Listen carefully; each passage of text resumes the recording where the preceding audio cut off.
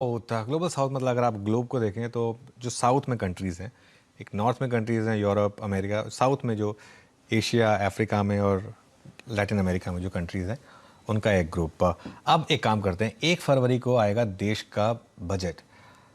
Finance minister Nirmala Sitharaman का ये आखिरी फुल बजट है। आखिरी फुल बजट मैं इसलिए कह रहा हूँ क्योंकि अगले साल इलेक्शन है, तो अगले साल इंटरिम बजट आएगा, तो फुल बजट के हिसाब से ये एक आखिरी बजट है। और सवाल यही होगा कि बजट में विकास की रफ्तार बढ़ाने पर जोर रहेगा या फिर पॉपुलिस्ट होगा ये बजट। दोनों भी हो सकता है।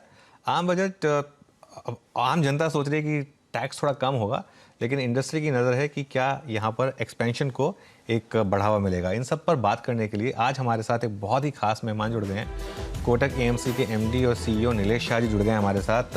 जो प्राइम मिनिस्टर की इकोनॉमिक अफेयर्स कमेटी है उसमें भी एक एडवाइजिंग रोल है इनका। नीलेश भाई, गुड मॉर्निंग, शुक्रिया जुड़ने के लिए। तो धन्यवाद अनुज भाई यहाँ पे बुलाने के लिए। नीलेश भाई, मार्केट थोड़ा नर्वस हो रहा है कि पता नहीं क्या चल रहा है, बजट में क्या आ जाएगा, कहीं ये long term short term capital gains tax से रिलेटेड गूगली वापस तो नहीं आ जाएगी। तो ये डर थोड़ा सा जायज है या फिर ऐसे ही डर रहा है मार्केट? मेरे हिसाब से मार्केट में एक कश्मकश चल रही है।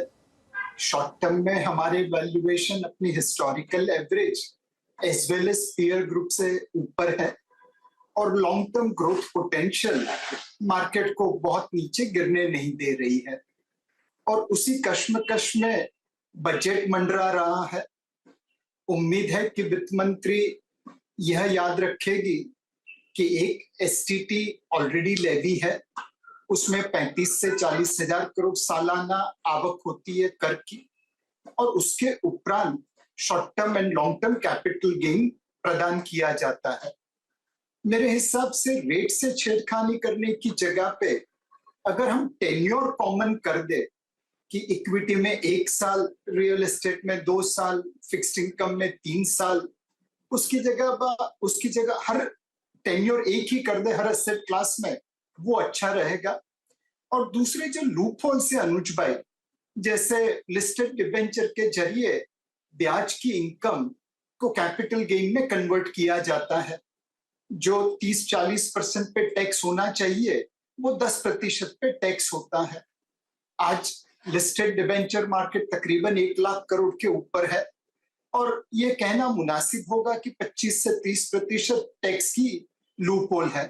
तो आप 2.5 से 3 हजार करोड़ ऐसे ही रेज कर सकते हैं अगर डिबेंचर की ब्याज की इनकम इंटरेस्ट इनकम में काउंट हो और कैपिटल गेन में तब्दील नहीं हो।